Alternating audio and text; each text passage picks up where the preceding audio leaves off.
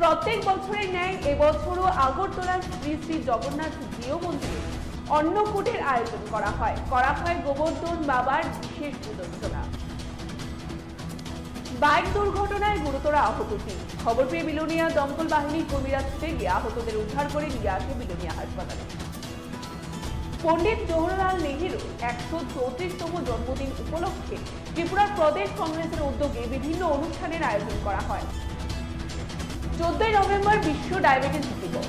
সচেতনতা তৈরির লক্ষ্যে ডায়াবেটিস ওয়েলফেয়ার সোসাইটির আগরতলা শাখার উদ্যোগে বিশেষ পদযাত্রা। পারিবারিক কলহের জেরে নিজ ঘরে ফাঁসিতে আত্মহত্যা এক যুবকের। ঘটনা বামুটিয়া পুলিশ ফাঁড়ির অন্তর্গত ঝলাই চমুনি এলাকা।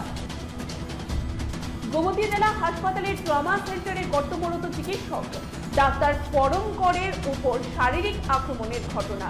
এবার সংশ্লিষ্ট ঘটনার পরিপ্রেক্ষিতে কাজল নম দাস নামে একটি এসআর জওয়ানের অভিযোগ রয়েছে।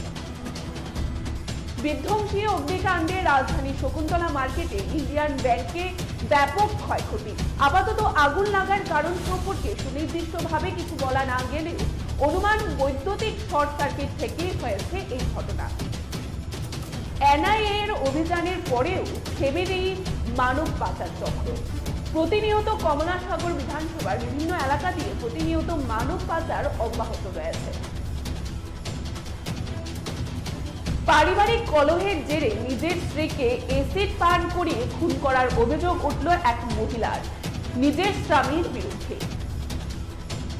শারদীয় দুর্গোৎসব ও দীপাবলির সময় অক্লান্ত পরিশ্রম করছে বিদ্যুৎ দপ্তরের কর্মীরা। তার জন্য তাদের সঙ্গে শুভেচ্ছা বিনিময় করলেন দপ্তরের মন্ত্রী রতনলাল নাথ।